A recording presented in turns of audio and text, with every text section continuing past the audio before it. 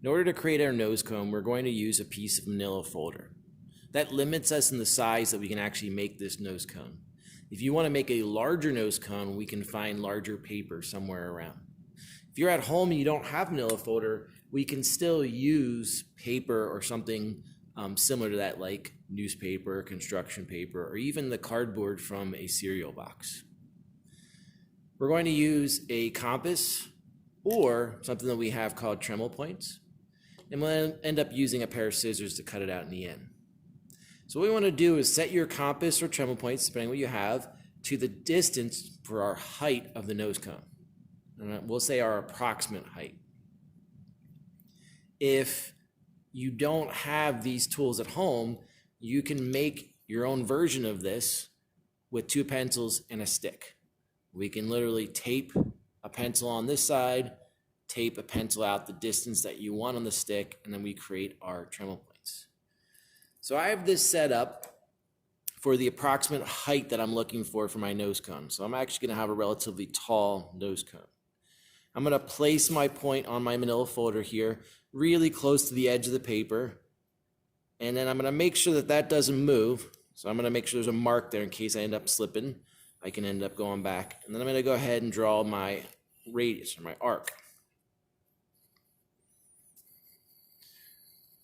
Now it's okay that I can't actually draw a full complete arc here because I'm not going to need all this extra. Right? So from that point that I had, I can go ahead and draw a line in order to cut this off. I'm going to go ahead and cut this out now, and then we'll show you the next step. Now that we have our piece cut out, what we need to do is start to shape this.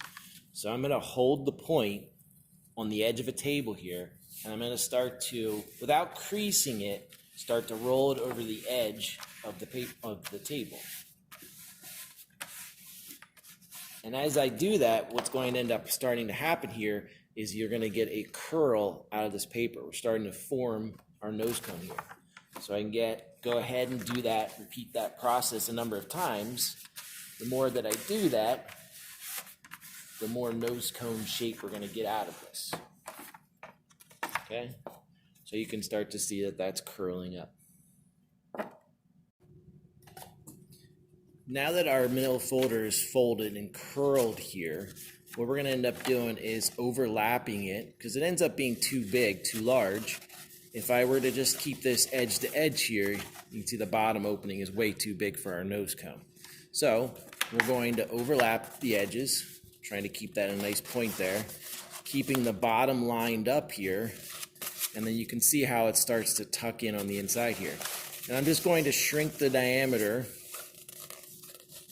right? So I keep sliding this inside of itself here until it's the diameter that I'm looking for, okay?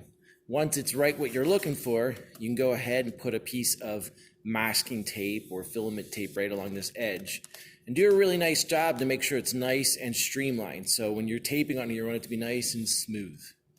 Then we can go ahead and take that and we can filament tape that down just like we did around our rocket for our assembly.